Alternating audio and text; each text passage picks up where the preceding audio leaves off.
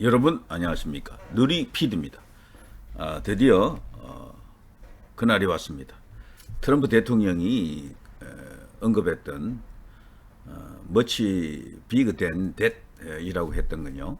생각했던 그 이상으로 굉장히 큰 것 바로 드러났습니다. 이란에 대한 핵시설에 대한 직접 타격을 해냈다. 지금 우리 국내 언론 난리 났습니다. 조선일보 속보 트럼프 이란 핵심장부 폭격 성공 이젠 평화의 시간이다.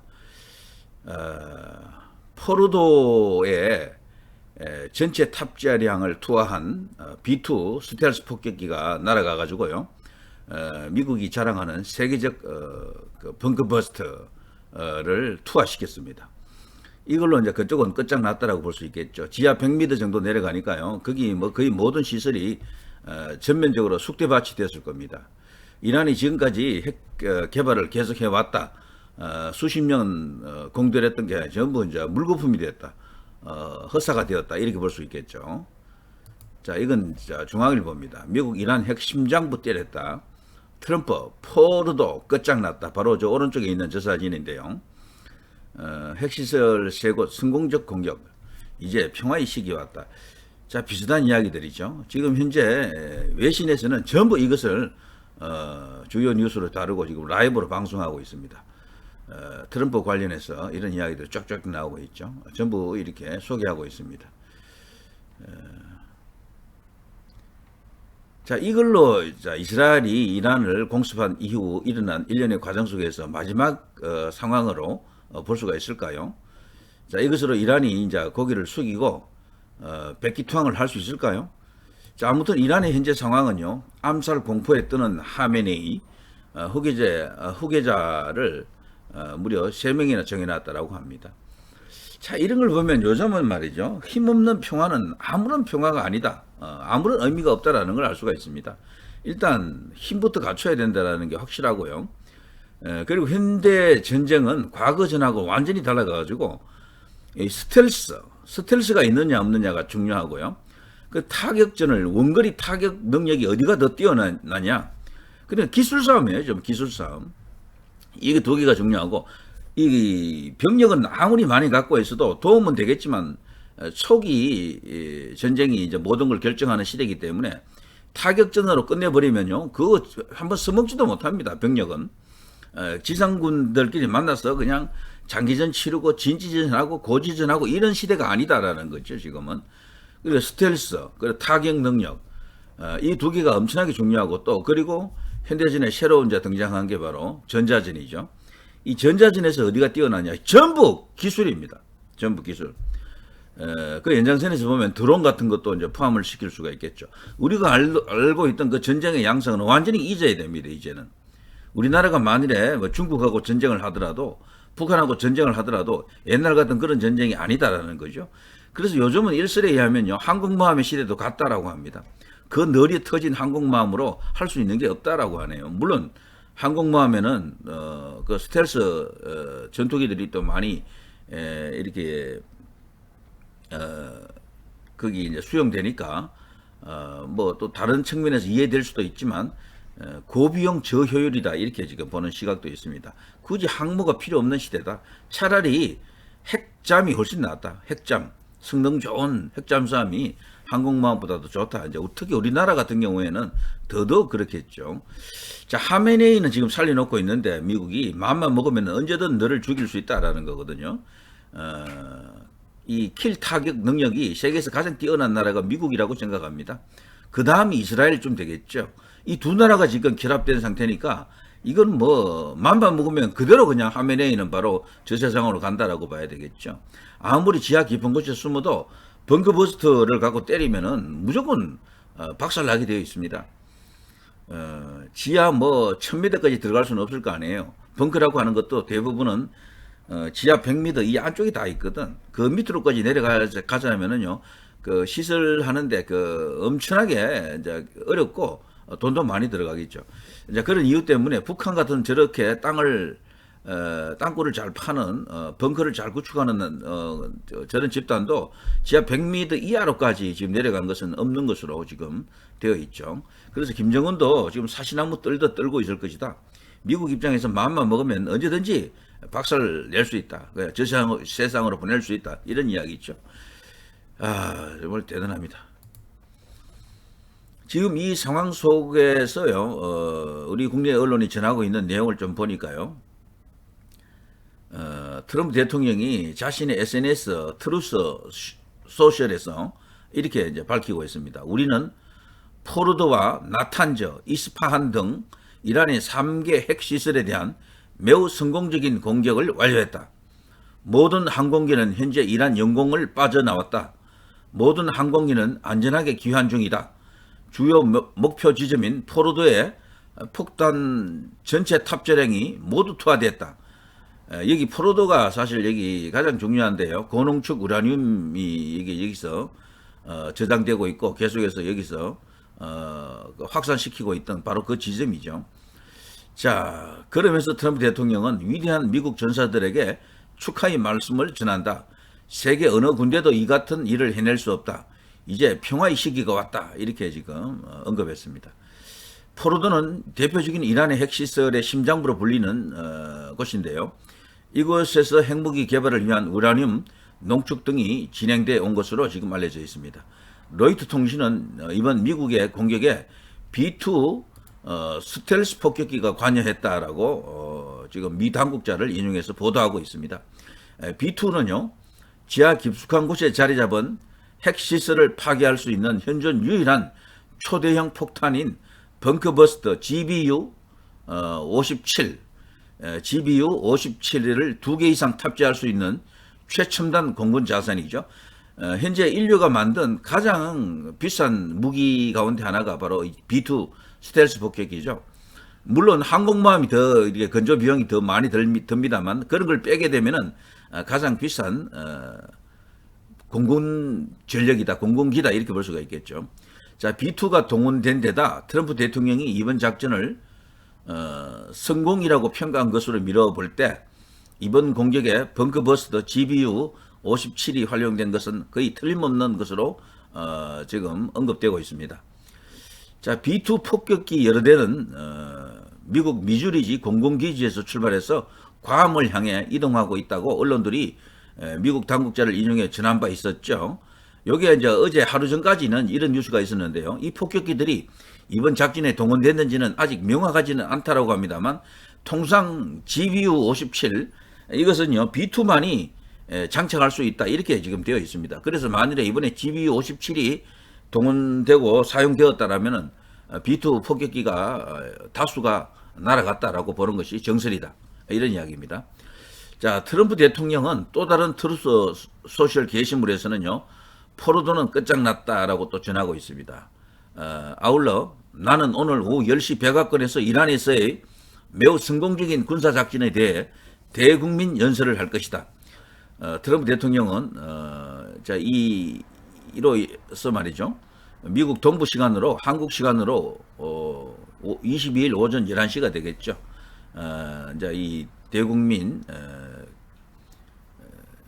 연설을 한다라고 지금 예고되고 있습니다. 자, 또 트럼프 대통령은 미국, 이스라엘 그리고 세계를 위한 역사적 순간이라며 이란은 이제 이 전쟁을 끝내는 것에 동의해라라고 지금 다그치고 있습니다. 자, 이걸 보게 되면요, 이렇게 위험한 시설에 대해서는 선제 타격하는 것이 맞죠. 우리나라는 이 기회를 놓쳤죠. 김영삼 때 김영삼이 반대를 했었는데요. 그때 클린턴 대통령이 북의 영변 핵시설을 핵을 개발하는 시설을 전체적으로 타격하자는 제안을 했는데도 불구하고 극구 반대했었죠. 그런데 김영삼도 나중에는 후회했다라고 합니다. 나중에는 노년에 특히 그걸 후회했는데요. 결국 북이 핵을 가지고 말았고 지금 북이 갖고 있는 핵이 최소 30기에서 100기 정도라고 합니다. 엄청난 숫자가 되었는데 이거를 지금 좌익들 특히 좌파들 정부국이라고 볼 수도 있겠는데 그들은요 지금도 거기에 대해서 이런 방구 비판이 없습니다. 자, 이 세계에 어떤 사람이 평화를 가져올까요? 트럼프 같은 사람이 평화를 가져옵니까? 아니면 시진핑 같은 사람이 평화를 가져오나요? 아니면 한국의 우파들이 평화를 가져오나요? 아니면 좌파들이 평화를 가져옵니까? 이런 명백한 이야기에 대해서 우리가 할 이야기는 해야 된다 이런 생각이 들고요. 자, 아무튼 저 주요 언론들이 이제 막 속보를 쏟아내는 상황이라 조금 더 지켜봐야 되겠습니다만 아마도 거의 100% 트럼프 대통령이 SNS에서 밝힌 내용이 사실일 것입니다. B2 6대가 괌으로 이동했다라는 뉴스까지는 확실히 이제 이렇게 드러나 있는데 그 후 이야기가 지금 끊겨 있는데요. 그러나 이들이 이 B2가 괌에서 이란으로 날아갔는지는 글쎄요. 뭐 그런 방법도 있겠죠. 그렇지만 대서양을 횡단해서 넘어왔을 가능성도 있거든요. 그래서 아직 여러 가지 정황은 조금 더 살펴볼 필요가 있겠다 이런 생각이 듭니다. 아무튼 모두 트럼프 이야기고 이란 이야기고요. B2 이야기고 핵시설 타격한 이야기입니다. 이렇다면 거의 맞겠죠. 이게 아니라면은 말이 안 되는 것이다 이런 생각이 듭니다. 자, 힘없는 평화는 절대로 평화가 아닙니다. 그리고 평화는 휴지 종이 위에 이렇게 서명하는 것으로 이루어지지 않는다라고 하죠. 2차 세계대전 같은 경우도 당시 영국 수상이 히틀러하고 딱 조약 다 했죠. 조약 체결하고 서로 그냥 이렇게 침략하지 않는 그런 평화 조약을 또 체결하지 않았습니까? 서명 멋지게 잘하고 왔죠. 그런데 그거 해놓고 나중에 히틀러가 어떻게 합니까? 그거는 그냥 찢어버리고 바로 그냥 거대한 전쟁을 일으키죠. 그런 사례가 수도 없이 많습니다. 자, 우리나라가 지금 결국 이제 이번에서도 많이 이제 이렇게 참고할 게 있는데 우리가 지금 초대형 벙커버스터가 있잖아요. 보통 외신들이 전할 때는 미국이 갖고 있는 저 벙커버스터가 최대 벙커버스터로 소개되고 있고 유일하다 이런 식으로 표현하는데 그렇지가 않습니다. 우리나라가 갖고 있는 현무5가 저 정도 수준 되고요. 지금 개발 단계에 있는 현무6는 저것보다도 더 위력적입니다. 진짜 우리나라는 핵만 없다 뿐이지 핵에 버금가는 그런 실질적으로 사용할 수 있는 무기를 갖고 있는 것이다. 핵은 갖고 있어도 쓰지 못해요. 보통은. 히로시마와 나가사키에 떨어졌던 그 핵이 유의했다라고 볼 수 있겠죠. 근데 그때와 지금은 다르거든요. 세계에서 핵무기를 가장 많이 가진 나라가 러시아인데 우크라이나 전쟁을 저렇게 오래 끌면서도 한 발도 못 쓰잖아요. 공격 무기가 아니다라고 보는 겁니다. 핵은 방어 무기인데 그리고 설령 핵을 갖고 있더라도요. 거기에 필요한 레이더 자산 그리고 기동력 이런 것들이 갖춰지지 않으면은 그리고 핵을 빨리 쏠 수 있는 그런 시스템이 구축되어 있지 않으면요 무용비지물이에요. 지금 우리나라가 믿을 수 있는 나라가 이제 특히 미국과 일본인데, 근데 그 두 나라의 특징이 말이죠. 엄청나게 이 정보가 빠르다라는 거죠. 특히 레이더, 그리고 그 밖에 다른 어떤, 정찰 자산이라 그러죠. 이런 것을 이용해서 어떤 징후를 포착하는 데 있어서는 그야말로 뛰어난 나라입니다. 두 나라 다. 그래서 북이 만일에 핵을 갖고 어떤 장난을 치려고 하는 움직임이 보이면요. 북이 속이도 전에 그게 바로 알려져요. 미국이나 일본은 바로 알 겁니다. 그런데 그게 우리나라가 한미동맹 기반 위에서 이 두 나라와 친하게 잘 지내면은 그걸 빨리 알 수 있잖아요. 그러면 북이 쏘기도 전에 우리가 먼저 쏠 수 있다니까요. 그러니까 거기 발사대를 미리 때려버릴 수가 있습니다. 그럼 쏘지도 못해. 그래서 설령 쏘았다 하더라도 우리가 지금 삼축 체계로 되어 있잖아요. 요격 시스템이.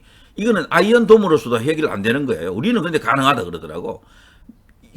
이스라엘 아이언돔보다도 더 뛰어난 게 우리나라의 요격 시스템이다.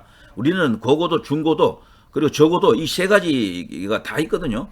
그래서 저들이 설령 우리가 초기에 북이 쏘려고 하는 핵을 잡지 못해도 북이 쏘았잖아요. 우리나라로 날아오는 데가 시간이 좀 걸린다고요.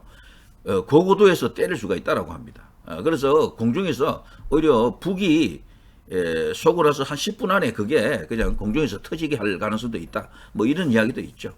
물론 핵이라고 하는 것은 땅에 떨어져서 쾅 터지는 게 아니고 공중에서 터지긴 하죠. 그런데 여 밑에 지상에 있는 피해가 오지 않는 고고도에서 그냥 핵을 그냥 폭파해서 그냥 소멸시킬 수도 있다. 뭐 이런 이야기도 있습니다. 자, 아무튼 우리나라도 말이죠. 이번에 이걸 보고 벙커버스터 더 위력적인 걸 계속해서 만들어야 되고요. 그리고 그걸 조금 더 이렇게 성능을 고도화시키고 거기에 더해 실질적으로 필요한 전력, 타격 능력을 더 강화시켜야 된다. 그리고 레이더, 정찰 능력을 지금 사드 같은 이런 게 없었다 그러면 더더욱 위험한 상황이 올 수도 있습니다. 사드는 그야말로 엄청난 이 정찰 자산이거든요. 이런 것을 더 확장시켜야 된다 이런 생각이 들고, 그리고 우리나라 방어를 위해서는 핵잠수함 같은 것이 반드시 필요하겠다. 이 엄밀한 어떤 핵잠수함에 장기간 바닷속에서 움직이기 때문에 찾기가 어렵습니다.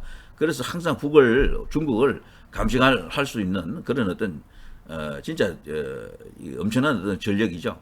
비대칭 전력일 수도 있는데 이런 것을 갖고 저들을 견제해야 된다 이런 생각이 듭니다. 자, 아무튼 트럼프가 이야기한 큰 것은 지금 첫 장이 펼쳐진 것 같습니다.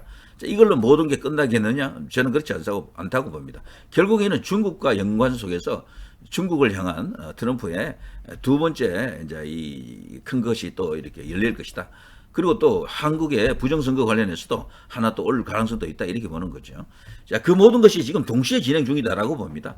지금 트럼프가 지금 중국을 압박하고 있는 여러 가지 어떤 일들 아시죠?